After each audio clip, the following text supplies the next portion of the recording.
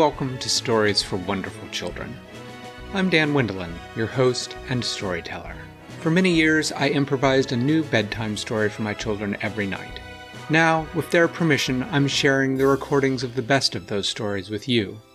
Right now, we're about halfway through a long story that I told during the pandemic lockdown of 2020 about a girl who attends an online school for adventuring named Myra. I hope that you enjoy it as much as we did. Myra headed down the hill toward the cafeteria, and as she approached, she saw a big crowd of parents and students sort of milling around, waiting on each other. And it was not hard to spot her dad. He was a good head taller than everyone else, and he had no hair, so he was easy to spot. So she headed down the hill and waved, "Mom, Dad," and they made their way through the crowd to her. And she said, "So, you want to get something to eat?" And they said, "Sure." And she headed in with them. They were going through the buffet line, and suddenly her father stopped and sniffed. He said, "Is that cinnamon rolls I smell?" And Myra said, "Yes, absolutely. Cook makes them, and sometimes she lets me help her." Her mother looked at Myra. "Cook's still here?" she said. "Really? We should say hi." Cook's not big on highs. She's sort of a little gruff," said Myra, "if you haven't washed dishes." Her father put his hand on her shoulder. He said, "Myra, we went to school here for 3 years, and we did a lot of dishes in our time. I'm willing to bet Cook will say hi." Myra still dreaded them going over and knocking on the kitchen door, but they didn't have to, because a moment later Cook came through the door with a big tray of steaming cinnamon rolls. And the strangest thing Myra had ever seen happened. All the parents stopped, turned, and almost in unison yelled, "Cook!" Cook stopped, scowled, and said, "What are you all doing back here?" And Myra's father walked over. He said, "Cook, it is so good to see you and so good to smell those cinnamon rolls. I've been all over the world since graduation, and no one else makes them like you do." "Course they don't," said Cook. "That's why people come to school here."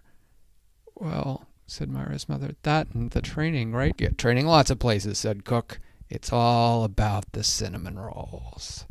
And she walked past them and put her tray of cinnamon rolls on the buffet, where they disappeared really rapidly.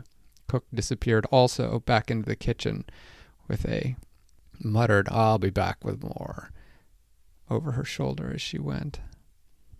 Myra and her parents sat, and her mother said, "That was really impressive work with the dragon. Whose idea was lowering yourselves from a rope from the ceiling?"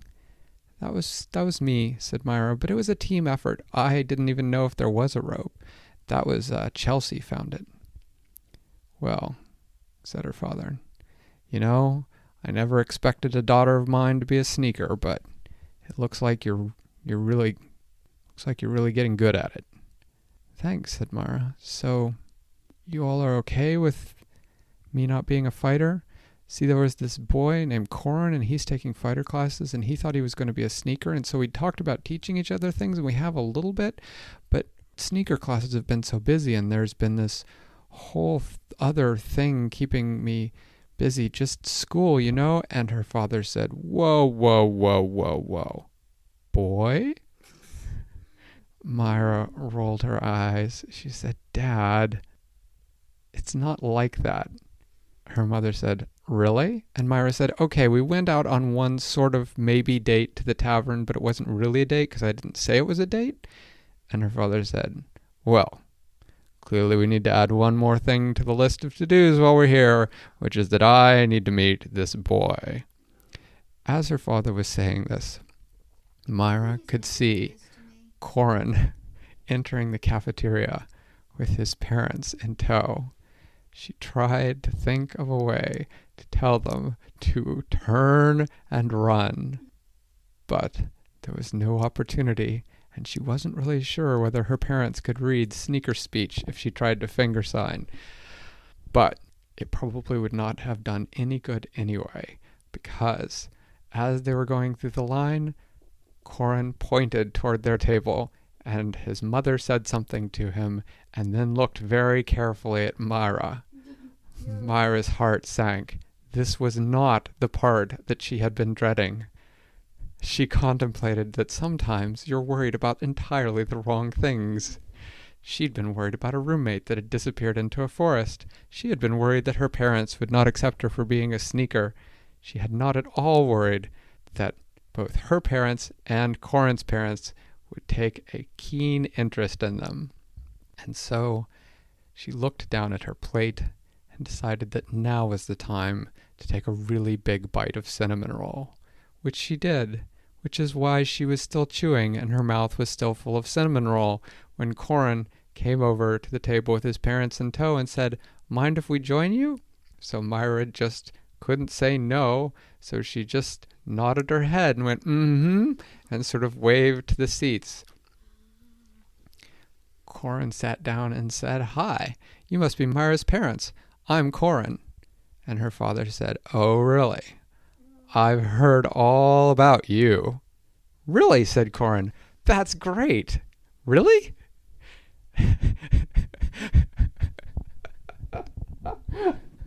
You're enjoying this, aren't you? I try to enjoy all my stories. You know, if I'm not enjoying it, then it's probably a bad story.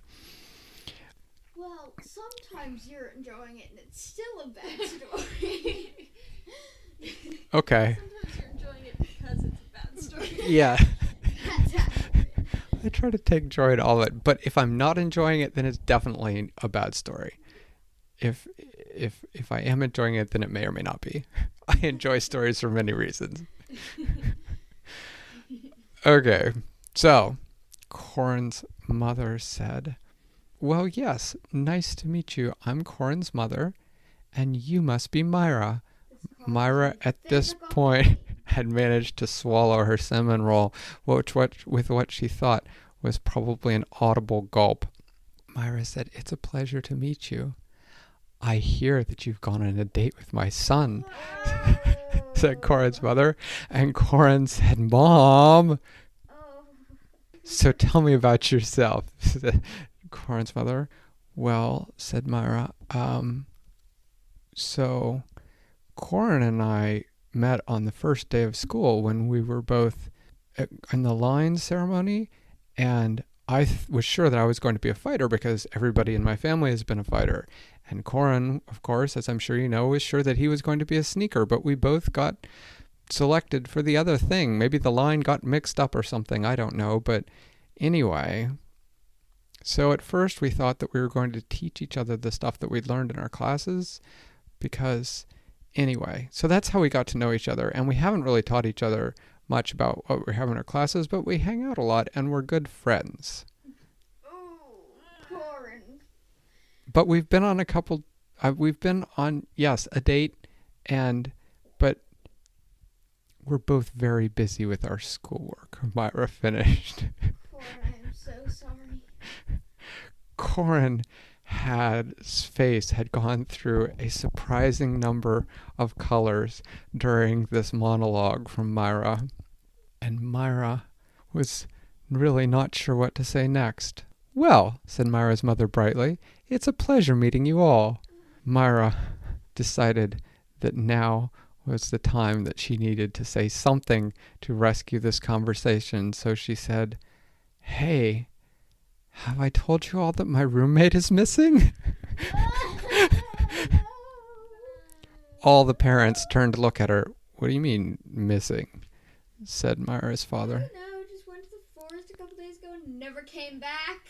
"Yeah, that's it." Myra said, well, oh, this is a long story. I hadn't thought about it when I started. Okay, so we're going to skip the long part, I hope, and I'm just going to tell you that Tweety, that's my roommate, went to the forest on an errand, and we thought Tweety would be right back because Tweety's a rockkin and nothing in the forest thinks that Tweety tastes good. And so today's the third day since I saw Tweety last.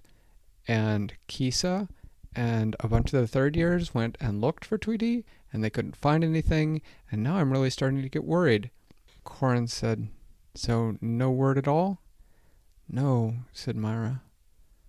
"Well," said Corrin's mother brightly, "I have to admit that as my sneaker specialization was tracking, and I mean, with all respect to the third years, we don't any of us have anything on our schedules this afternoon." Myra said, "I think I was going to show my parents the flying stables because I've been taking flying lessons." "Oh, come now," said her father. "Surely you'd rather go for a little adventure in the woods with your folks." Myra took a deep breath. She said, "Actually, I've been really worried about Tweety.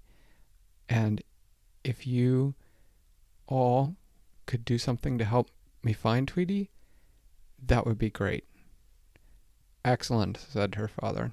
"Everybody finish your cinnamon rolls, and we'll head out." Thanks for listening to Stories for Wonderful Children.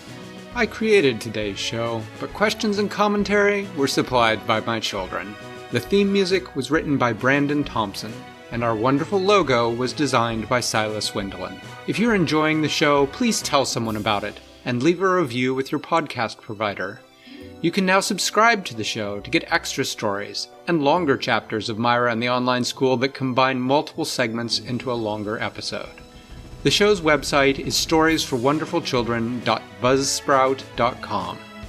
Until next time, I'm Dan Wendelin, reminding you to tell someone you love a story.